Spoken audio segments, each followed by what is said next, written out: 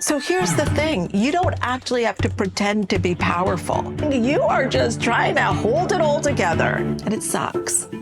It's emotional labor that most people don't even realize they're doing. What I'm talking about is that moment that your internal work becomes toxic. Today, we're going to talk about a silent epidemic in the coaching space that is killing motivation and creating burnout. We know that mindset work promises freedom, but for too many people, it's secretly turned into this new kind of trap, almost a new paradigm. What I'm talking about is that moment that your internal work becomes toxic.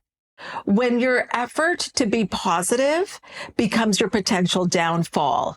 I'm talking about self-gaslighting, and that comes with toxic positivity.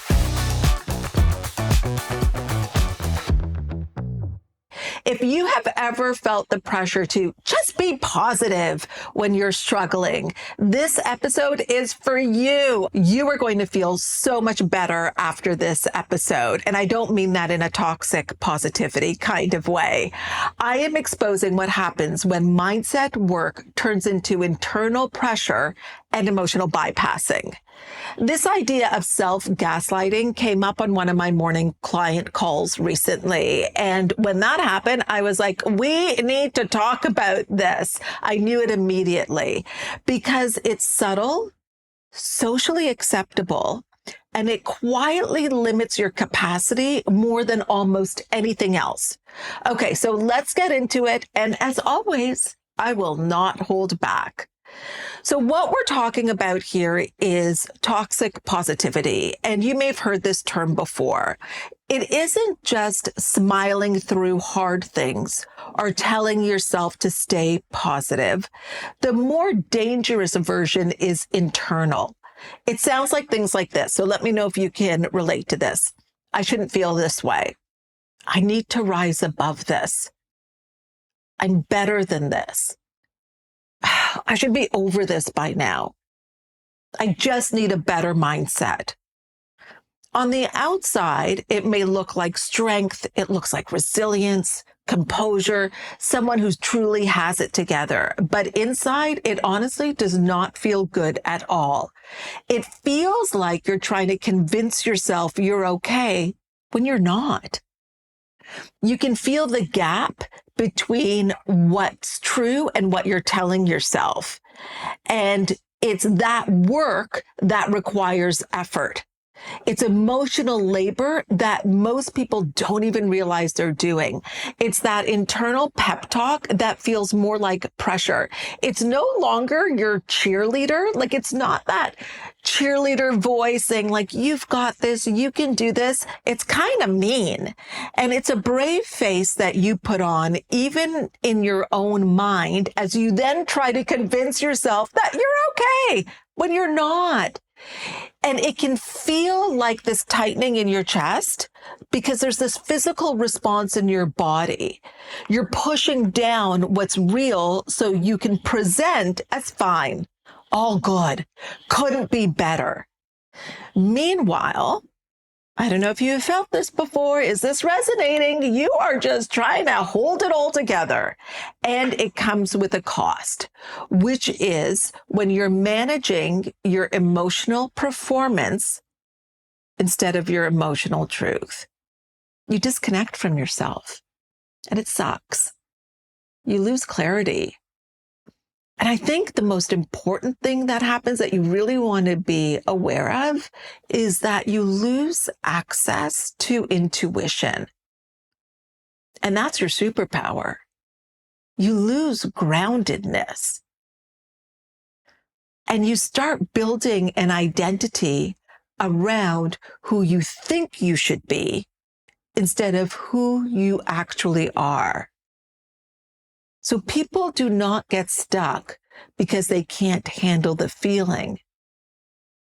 What I have found after working with hundreds and hundreds of people and in my own work is they get stuck because they're spending so much energy pretending they don't have any negative feelings. People in the peak performance mindset, spiritual space will often weaponize their mindset work against themselves. And they do this for many, many reasons. One, they've been rewarded for emotional self-sufficiency.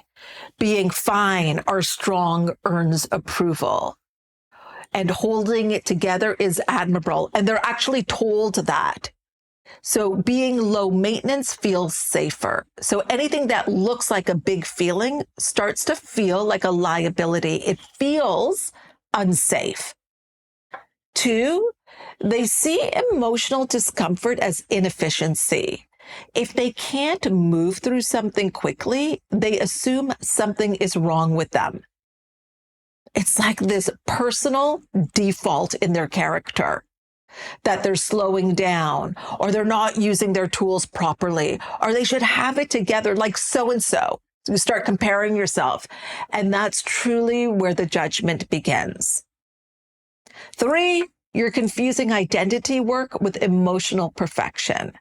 They think that if they were truly aligned, they wouldn't feel anxious, sad, frustrated, overwhelmed, or disappointed. And so, spoiler alert, I have been in this field for close to 2 decades. It may be over 2 decades by now. And I feel sad, anxious, frustrated, overwhelmed, disappointed at times. So when a normal human experience shows up, we'll judge ourselves for it. And we make it mean that we're slipping or that we're not doing the work right.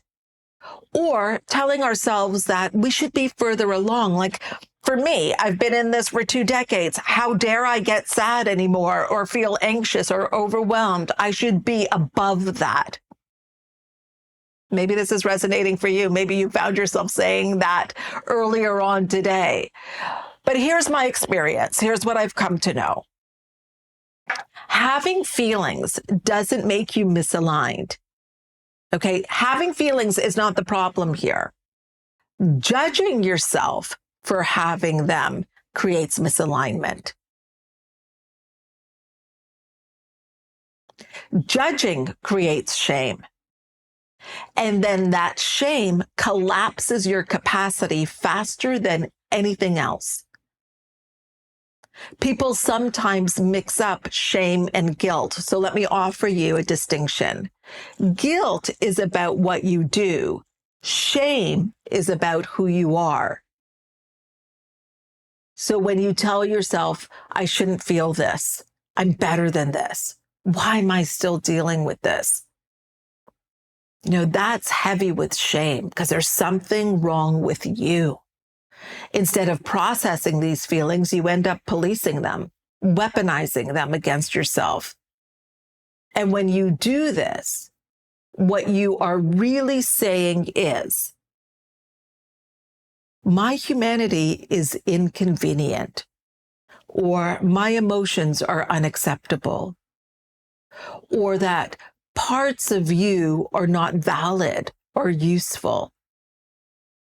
And when that happens, you disconnect from your internal data, your emotional guidance. You're actually cutting yourself off from a really, really valuable resource. Emotions are simply information. That's it.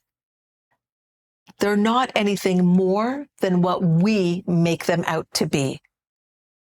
They show you where your identity is expanding. Maybe you're hitting a mental edge. They can show you where, oh my gosh, my boundaries need some strengthening now, where your nervous system needs support, and where leadership, your own leadership, is being asked to grow and expand. So this is what I want you to know, is that you are not struggling because you feel too much. The struggle comes from judging yourself for feeling anything at all. So I want you to start to become aware of how this might show up for you in small daily moments. So let's take a look at how self-gaslighting may impact your days. Okay, here we go. You say yes when your body says no. Your body is giving you accurate data, tightness, hesitation, or a sinking feeling in your gut, but you override it with, I should be able to do this. Even though maybe you've been operating on very little sleep, a packed schedule, and you are exhausted, but you feel like you should be able to do it because when you look at everyone else's social media, it seems like they're doing it. So the problem isn't in saying yes, it's how you override your own body to make something happen when it's telling you not to. You push through stress because successful people push through. You feel the overwhelm, but you tell yourself to keep going.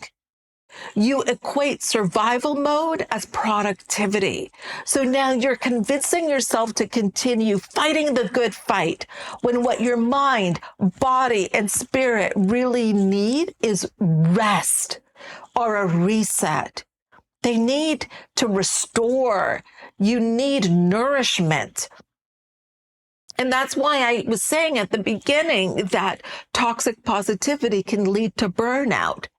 And that brings us to this idea that you're ignoring the early signs of burnout: irritability, poor sleep, emotional detachment, having to numb out.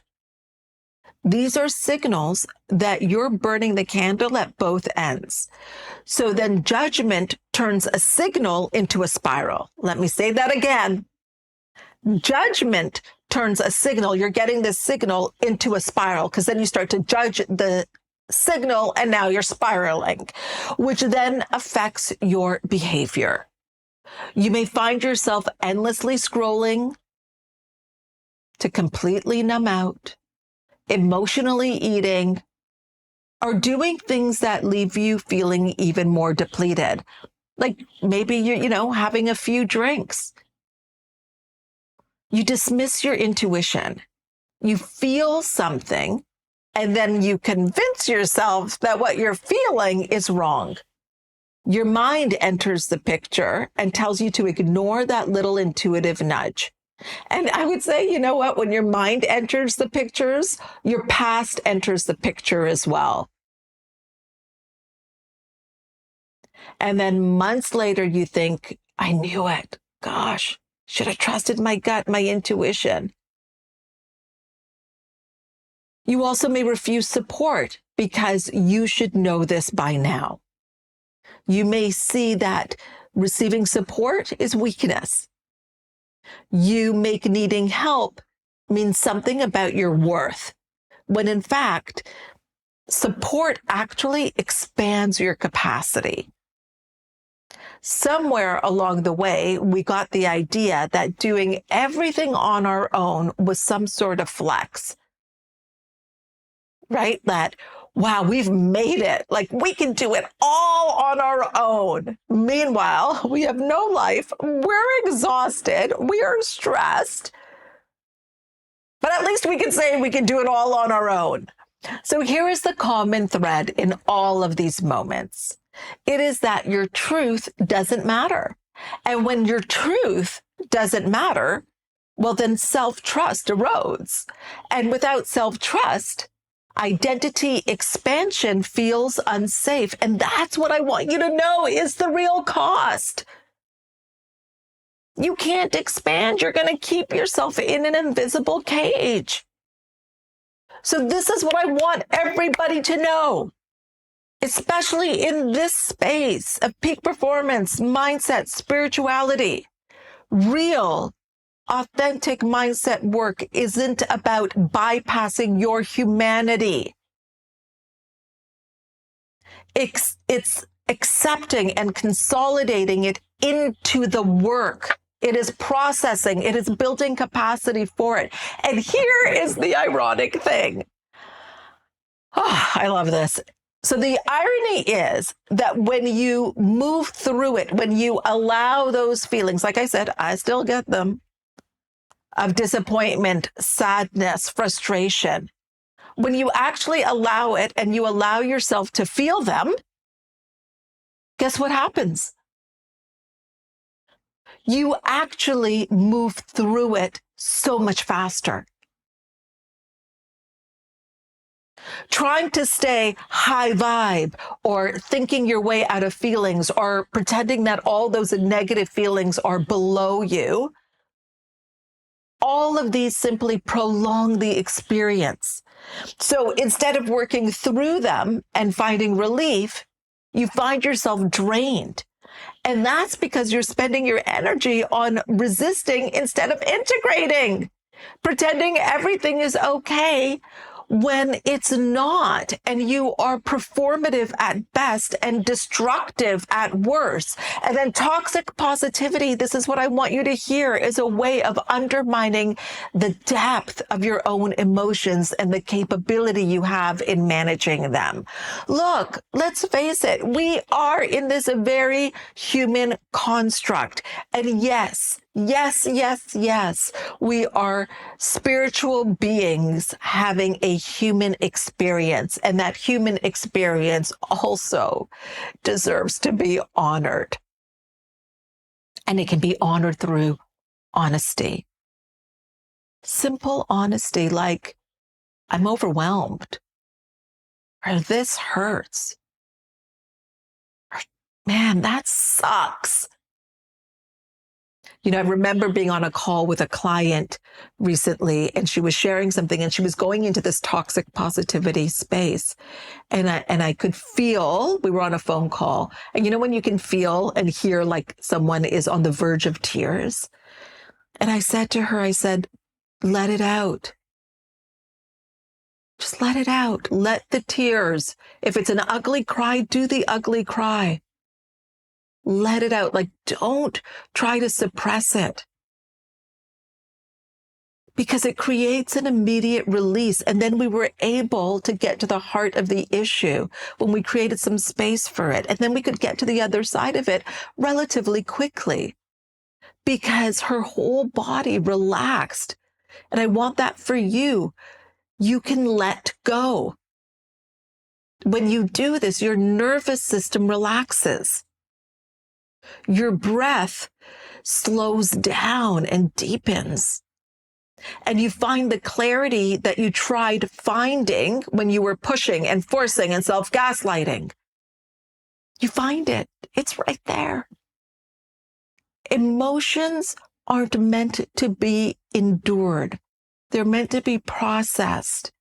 And you can't process what you can't see or put under the, magnifying glass, or, that you can't examine. Put it on the table. Just get it out. So I want you to start to think about your emotions as something that can provide valuable information and insight to propel your growth. And to realize that as you're doing that, your capacity is expanding. I saw it right there on that client when I said, just cry, let it out, let the tears flow, do an ugly cry. In that moment, her capacity was expanding. When you find yourself moving into toxic positivity, I want to share a couple of things that you can do. Okay, so here we go. Share what's real in sensation, not story. Like, what is really happening for you that you're trying to avoid? So don't go into story. Don't try to distort or hide the truth. Really step into how you are feeling. Do you feel tightness in your chest? Are you on the verge of tears? So what that does is it anchors you in the present, and it keeps you in your body. You're tuning into what is real for you, and that is information. Also, please remove the moral judgment.